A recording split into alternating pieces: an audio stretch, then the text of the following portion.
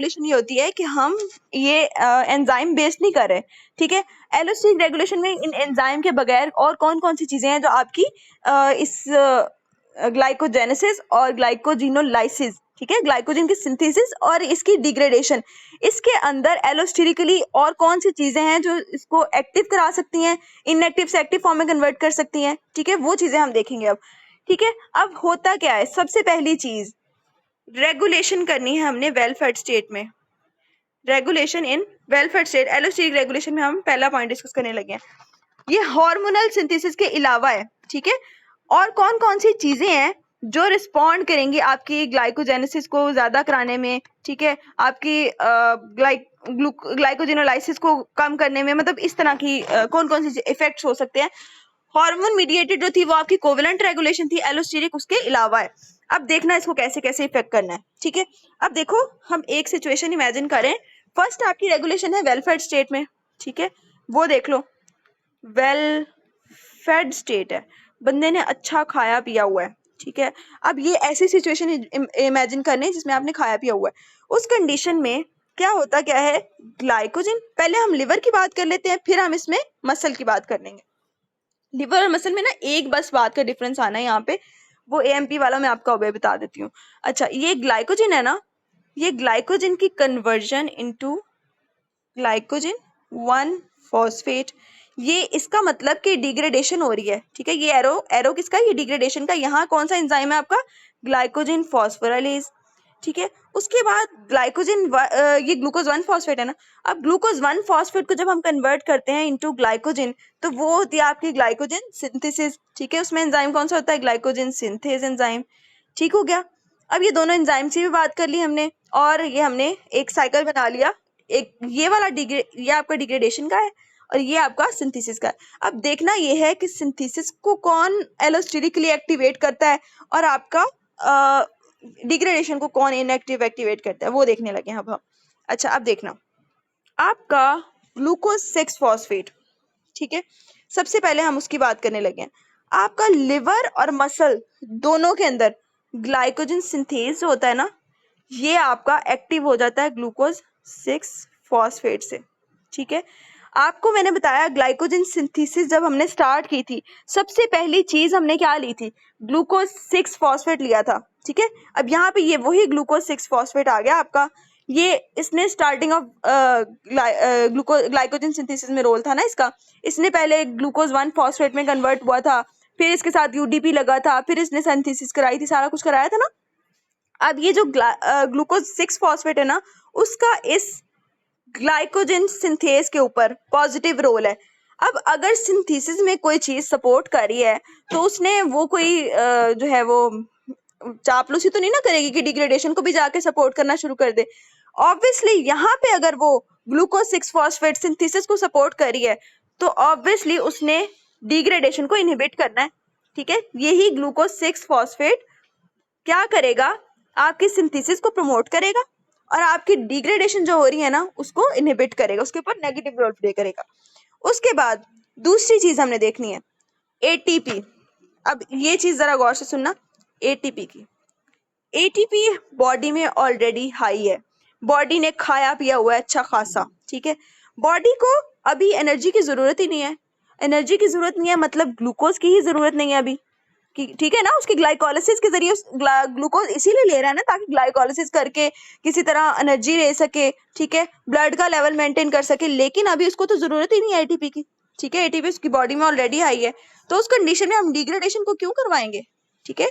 Degradation हमें promote इस condition में नहीं करनी जब हमारे पास ऑलरेडी एटीपी का लेवल हाई है, ठीक है। क्या है कि वेल फेड स्टेट में एटीपी ऑलरेडी हाई है तो वो एटीपी क्या करेगी, एटीपी ने आपकी डिग्रेडेशन को इनहिबिट करना है, ठीक है, ताकि डिग्रेडेशन ना हो। बॉडी वेल फेड स्टेट में है और वो वेल फेड स्टेट में होने की वजह से ना सिंथेसिस होती रहे, सिंथेसिस होती रहेगी, सिंथेसिस को कोई नहीं छेड़ेगा ये एटीपी, लेकिन क्या होगा कि डिग्रेडेशन को इनहिबिट कर देगा कि भाई अभी मुझे एटीपी की जरूरत नहीं है, ठीक है, तुम अपने पास संभाल के रखो, अपने ग्लूकोज ग्लाइकोजन की फॉर्म में स्टोर ही रखो, मुझे अभी नहीं चाहिए, मुझे अभी ग्लूकोज भी नहीं चाहिए क्योंकि मेरे पास ऑलरेडी एटीपी मौजूद है, मुझे क्यों चाहिए, क्योंकि ग्लाइकोलाइसिस करा के एटीपी तो लेनी थी मैंने, एटीपी ऑलरेडी है मेरे पास, तो ये एटीपी क्या करेगी, डिग्रेडेशन को इनहिबिट करेगी। उसके बाद एक बात, वो ये दो तीन चीजें बातें थी ना, ये आपके लिवर और आपके मसल दोनों में ये सेम एक्शन था, आपके ग्लूकोज 6 फॉस्फेट का भी और एटीपी का भी। फर्क कहाँ पे आता है?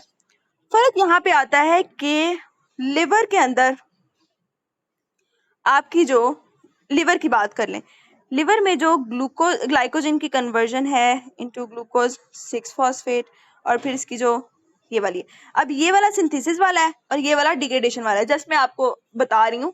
अब अगर ग्लूकोज का लेवल ज्यादा होता है, ठीक है, लिवर वेलफेड स्टेट में ना, बॉडी वेलफेड स्टेट में है, तो इसका मतलब बॉडी में ऑलरेडी ग्लूकोज बहुत सारा मौजूद है ना। बॉडी में अगर बहुत ज्यादा ग्लूकोज मौजूद है तो वो ब्लड के अंदर ही होगा ना, और ब्लड वाले ग्लूकोज को कौन रिस्पॉन्ड करता है? आपका लिवर रिस्पॉन्ड करता है। मसल को कोई सरोकार नहीं है कि ब्लड के अंदर ग्लूकोज का लेवल बढ़ रहा है कम हो रहा है, उसने सिर्फ अपनी एक्सरसाइज के लिए यूज करना है, और उसको कोई आपके जो शुगर का लेवल है, ग्लूकोज का लेवल इन द ब्लड, उसमें उसको कोई गर्ज नहीं है मसल वाले ग्लाइकोजन को। मसल का ये जो आपका ब्लड के अंदर ग्लूकोज के लेवल का ख्याल करना है ना, वो सिर्फ आपके लिवर नहीं करना है, ठीक है। अब देखो, अगर बॉडी वेल फेड स्टेट में है तो ग्लूकोज का लेवल है बॉडी में हाई, ठीक है, ग्लूकोज का लेवल हाई है तो वो क्या चाहेगा? वो यही चाहेगा ना इसको स्टोर कर लिया जाए, ठीक है, और डिग्रेड ना किया जाए बल्कि स्टोर कर लिया जाए। ग्लूकोज ज्यादा आ गई है ब्लड में तो उसको स्टोरेज को प्रमोट करेगा ये, और आपकी डिग्रेडेशन को इनहिबिट करेगा ये ग्लूकोज अगर ज्यादा हो जाए तो। लेकिन इस ग्लूकोज का मसल पे जाके कोई इफेक्ट नहीं है, ठीक है, मसल से ये मावरा है, उसको मसल से कोई सरोकार नहीं है, ये सिर्फ लिवर वाले के ऊपर ही अफेक्ट करेगा, ठीक है। उसके बाद नेक्स्ट एक और बात आती है आपकी ग्लाइकोजिनोलाइसिस एक्टिवेशन बाय एएमपी, ठीक है। अब वो देखना, वो आपके लिवर को कुछ नहीं कहती, ठीक है। एएमपी अगर बॉडी में ज्यादा है ना, एएमपी का लेवल राइज किया हुआ है, एएमपी का लेवल क्या शो करता है? वो यही शो करता है ना कि बॉडी के अंदर एनर्जी की कमी है, एनॉक्सिया है, ठीक है, एनॉक्सिया है या एटीपी की डिप्लीशन है, एटीपी बहुत कम है, तो एएमपी का लेवल तभी राइज किया हुआ है ना। तो ये कंडीशन इमेजिन करिए, बॉडी में एनॉक्सिया है, एटीपी की कमी है, ठीक है, मसल जो है ना बहुत वो एटीपी डेफिशिएंट कंडीशन में है, उसको अब सख्त जरूरत है कि उसको ना किसी तरह ला के दे दो ग्लूकोज, और वो ग्लूकोज को ग्लाइकोलाइसिस करके ना एटीपी किसी तरह ना ले बस, ठीक है, क्योंकि मसल के अंदर एटीपी हुई है शॉर्ट, ठीक है। ये एएमपी का लेवल राइज करना, ये मसल की बात कर रहे हैं हम, इसने जो है ना, यहाँ पे हम उसकी बात नहीं करेंगे लिवर वाले की, क्योंकि एनॉक्सिया की कंडीशन है ना जब, और एटीपी डिप्लीशन की कंडीशन है, उस कंडीशन में मसल आपके इफेक्ट हो रहे हैं। अब देखना कैसे, ये आपका जो एएमपी होता है ना, देखना, ये आपका जो एएमपी होता है जब बॉडी एनॉक्सिया या एटीपी डिप्लीशन की कंडीशन में हो तब ये हो जाता है ज्यादा। अब उस कंडीशन में ना बॉडी मसल को, ये जस्ट मसल के लिए, ठीक है, not for the liver, it's just for muscles. होता क्या है कि एनॉक्सिया वगैरह की कंडीशन में एएमपी क्या करती है, ग्लाइकोजन फॉस्फोराइलेज एंजाइम है ना, जो डिग्रेडेशन का एंजाइम है, आपको याद होगा इसने क्या करानी थी, डिग्रेडेशन करानी थी।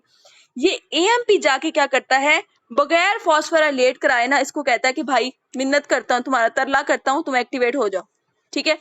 मतलब इस तरह करके ना इस एएमपी ने बगैर फॉस्फोराइलेशन के इस ग्लाइकोजन फॉस्फोराइलेज को एक्टिव करा देना, ठीक है। उसको जाके ना तरले करना शुरू कर देता है कि भाई मेरे पास एटीपी की बहुत कमी है, तुम एक्टिवेट होके ना किसी तरह मेरे ग्लाइकोजन को तोड़ के मुझे किसी तरह ग्लूकोज ला दो ताकि मैं ग्लाइकोलाइसिस करके ना एटीपी बना लूं, मेरे पास एटीपी की बहुत कमी है। मतलब तरला वास्ता डालता है, फॉस्फोराइलेशन नहीं करा रहा है यहाँ पे उसकी, विदाउट फॉस्फोराइलेशन उसकी एक्टिवेशन करा रहा है, इसीलिए इसको कह रहे हैं ये एलोस्टेरिक है। ये फॉस्फोराइलेशन का कोई रोल नहीं है, कोवेलेंट मॉडिफिकेशन का कोई रोल नहीं है, ठीक है। कोवेलेंट मॉडिफिकेशन के अलावा, हार्मोनल के अलावा है ये काम, ठीक है। एएमपी तरला करता जाके ग्लाइकोजन फॉस्फोराइलेज से कि तुम एक्टिव हो जाओ, और जब ये हो गया एक्टिवेट, इसने क्या करना है, डिग्रेडेशन स्टार्ट कर देनी है इन द मसल्स, और मसल में जब डिग्रेडेशन होनी शुरू हो जाएगी तो ग्लूकोज रिलीज होना शुरू हो जाएगा, और वो ग्लूकोज फिर आगे ग्लाइकोलाइसिस करके उस मसल को एटीपी दे देगा, ठीक है। ये मकसद सारा पीछे छुपा हुआ था आपका एएमपी का लेवल राइज करने से, और एएमपी की एलोस्टेरिक एक्टिवेशन का ऑफ ग्लाइकोजन फॉस्फोराइलेज। इसने आपके सिंथेसिस वाले को नहीं छेड़ना, ठीक है, इसने आपके लिवर वाले आइसोएंजाइम को नहीं छेड़ना, इसने सिर्फ आपके मसल वाले एंजाइम को छेड़ना है, जो आपका ग्लाइकोजन फॉस्फोराइलेज है उसको एलोस्टेरिकली एक्टिव करा देना विदाउट फॉस्फोराइलेशन। इसके साथ कोई फॉस्फेट ग्रुप नहीं अटैच करेगा, एलोस्टेरिकली इसको एक्टिव करा देगा, ठीक है। उसके बाद कैल्शियम की बात करते हैं। कैल्शियम की बात ऐसे करनी है हमने, तीसरी रेगुलेशन आती है आपकी एलोस्टेरिक में, कैल्शियम बेस्ड, ठीक है। अब इसमें क्या होना है, आपका जो कैल्शियम होता है ना, वो मैं आपको बता दूं मसल्स में अगर बात करें, ये मसल में और लिवर में दोनों में होती है, ठीक है, कैल्शियम वाली भी। ये मैं आपको बताऊंगी मसल के अंदर कैसे होती है और लिवर में कैसे होती है। मसल में मायोसाइट्स होते हैं आपके, ऑब्वियसली मसल के जो सेल्स होते हैं उनके मायोसाइट्स ही कहते हैं। उनके अंदर होता है सार्कोप्लाज्मिक रेटिकुलम, ठीक है। उसमें ये आपकी कैल्शियम स्टोर पड़ी हुई है, ठीक है। देखो छोटे छोटे मैं सी बना रही हूँ इसके अंदर, ठीक है। क्या है कि सार्कोप्लाज्मिक रेटिकुलम के अंदर आपके ये स्टोर पड़ी हुई है आपकी ग्लूकोज। होता क्या है कि आपके पास बाहर से ना न्यूरल स्टिमुलेशन आती है लिवर पे। क्या होता क्या है कि बॉडी के अंदर क्या होता है कि न्यूरल रेगुलेशन, एपिनेफ्रिन का मैंने कहा था ना, मैं जिक्र आपको आगे बताऊंगी। क्या होता है कि बाहर हुई सिंपैथेटिक सिचुएशन कोई ऐसी आ गई है, एपिनेफ्रिन का फाइट और फ्लाइट की कंडीशन है, ठीक है, फाइट और फ्लाइट की कंडीशन है और बॉडी के अंदर सिंपैथेटिक रिस्पॉन्स है, ठीक है। बंदे ने भागना है किसी चीज से डर के या किसी चीज से, सिंपैथेटिक रिस्पॉन्स उसका एक्टिवेट हुआ है। सिंपैथेटिक रिस्पॉन्स जब एक्टिवेट होता है तो आपको पता है एपिनेफ्रिन रिलीज होती है। अब एपिनेफ्रिन रिलीज हुई है, उस कंडीशन में ना आपके मसल को भी चाहिए कि बहुत ज्यादा उसको भागना पड़ेगा, ऑब्वियसली किसी चीज से डर के भाग रहा है तो उसको स्ट्रेस की कंडीशन में ज्यादा एनर्जी चाहिए ना, एटीपी चाहिए मसल की मूवमेंट कराने के लिए, ठीक है। और ब्लड के अंदर शुगर का लेवल को हाई करना पड़ेगा। जब स्ट्रेस की कंडीशन होती है तो ब्लड के अंदर शुगर का लेवल भी, ग्लूकोज का लेवल भी हमने राइज करना होता है क्योंकि हमें एनर्जी चाहिए, ठीक है। अब देखना यह है कि एपिनेफ्रिन का लेवल अगर राइज होता है, स्ट्रेस और कंडीशन है, ठीक है, सिंपैथेटिक रिस्पॉन्स है, एपिनेफ्रिन रिलीज होता है। ये क्या करता है, आपके अल्फा एडिनर्जिक रिसेप्टर्स होते हैं, अल्फा एडिनर्जिक रिसेप्टर्स होते हैं।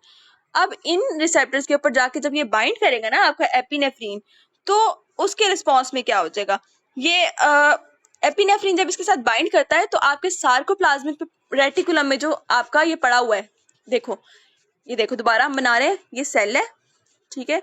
सेल की मेम्ब्रेन के ऊपर आपका ये अल्फा एडिनर्जिक रिसेप्टर पड़ा हुआ है, ये आपकी आई एपिनेफ्रिन, ये आके बाइंड किया आपके रिसेप्टर के ऊपर, अल्फा एडिनर्जिक रिसेप्टर है और एपिनेफ्रिन है।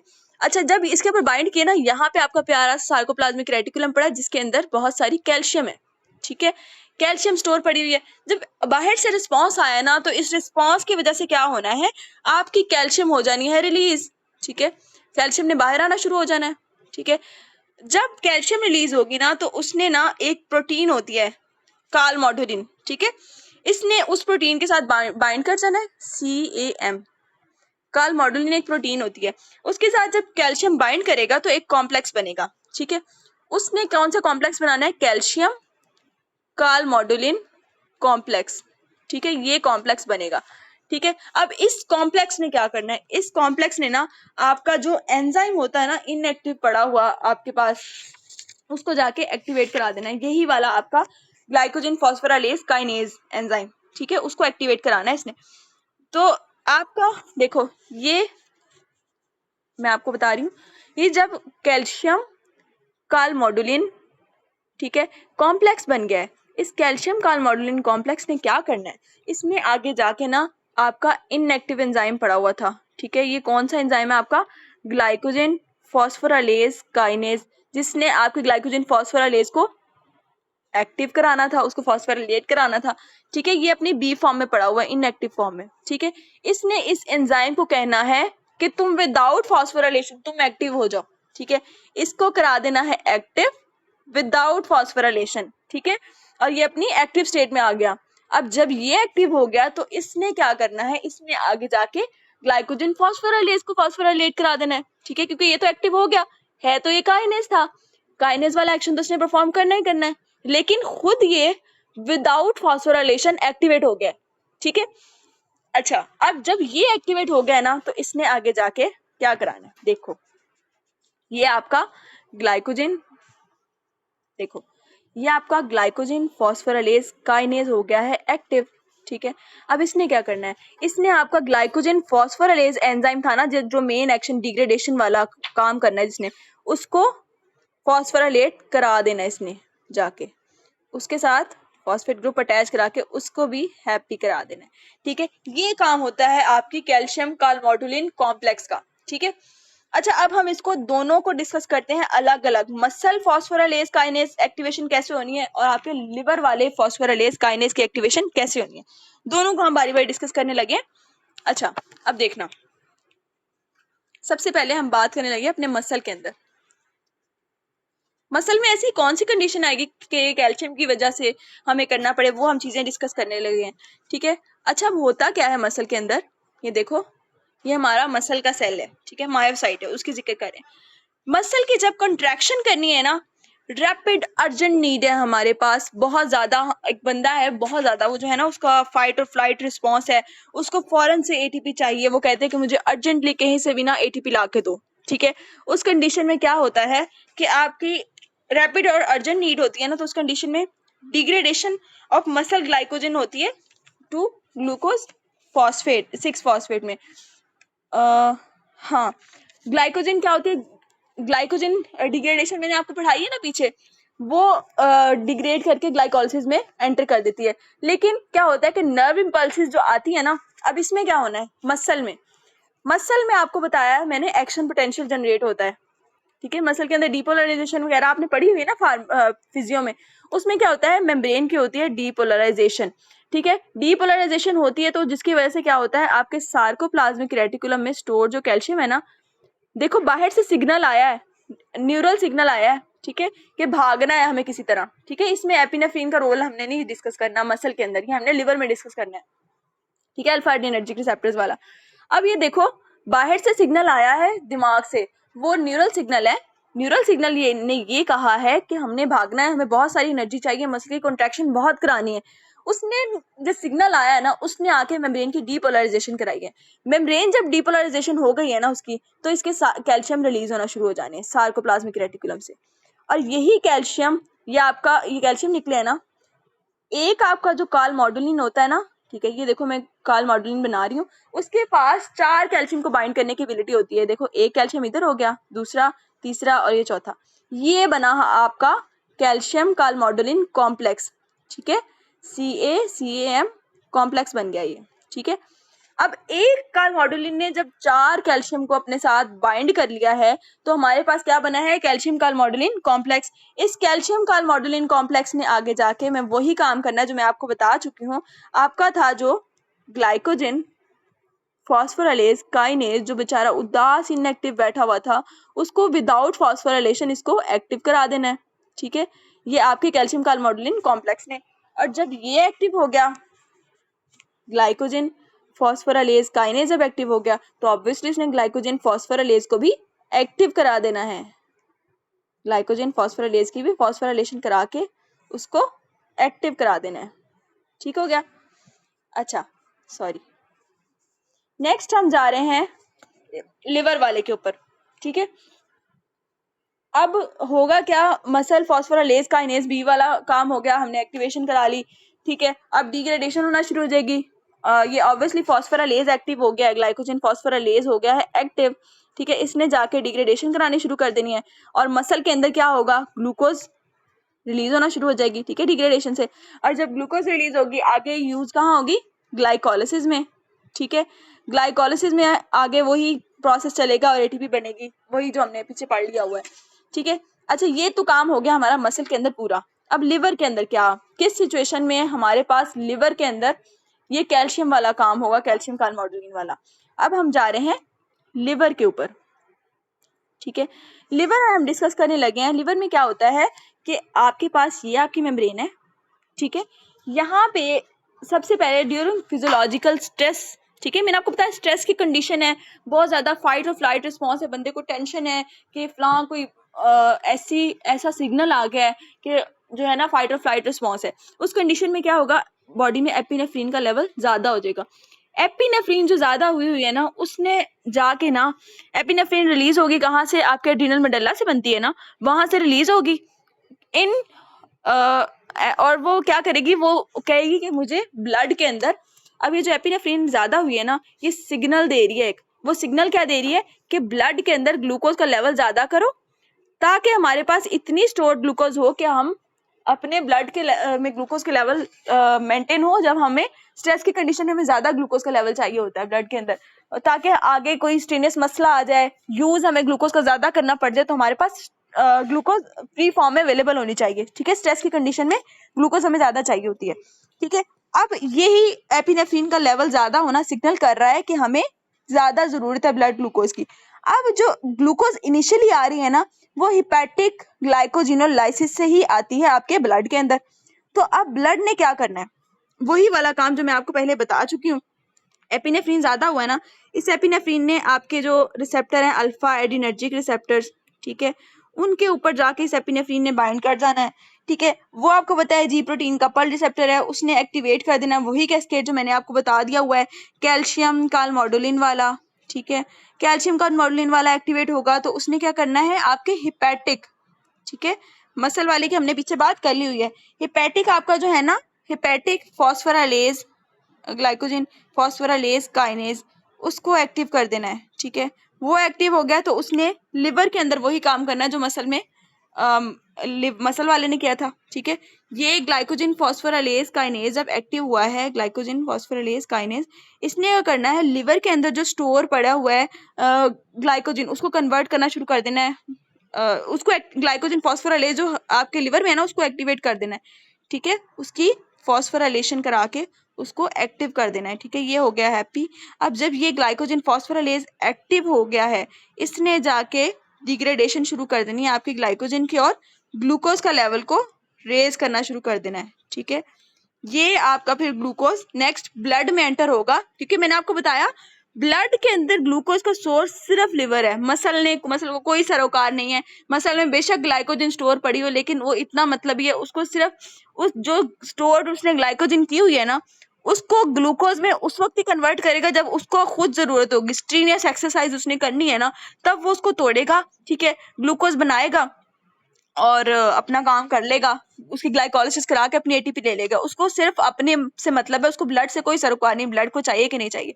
ये लिवर ही है जो ख्याल करता है आपकी जो ब्लड का लेवल मेंटेन रहे, ये लिवर ही बेचारा अच्छा है। ठीक है, ये ब्लड में लेवल को मेंटेन करता है, इसको फिक्र होती है कि ब्लड में ग्लूकोज की कमी हुई है तो हमने कैसे बढ़ानी है, तो ये वाला सिग्नल पाथवे भी फॉलो होता है। ठीक है, कैल्शियम कालमोडुलिन वाला भी। अच्छा, यहाँ तक हमारी फॉस्फोराइलेशन वगैरह सारा जो है ना टॉपिक कंप्लीट होता है। ग्लाइकोजन स्टोरेज डिजीजेस हमने पढ़ ली हुई हैं, इसमें और कोई खास बात नहीं लिखी हुई, हमने कल डिस्कस कर ली हुई है। यहाँ तक हमारा ये चैप्टर कंप्लीट होता है। अब मुझे बताओ कि हमने डिस्कशन करनी है जो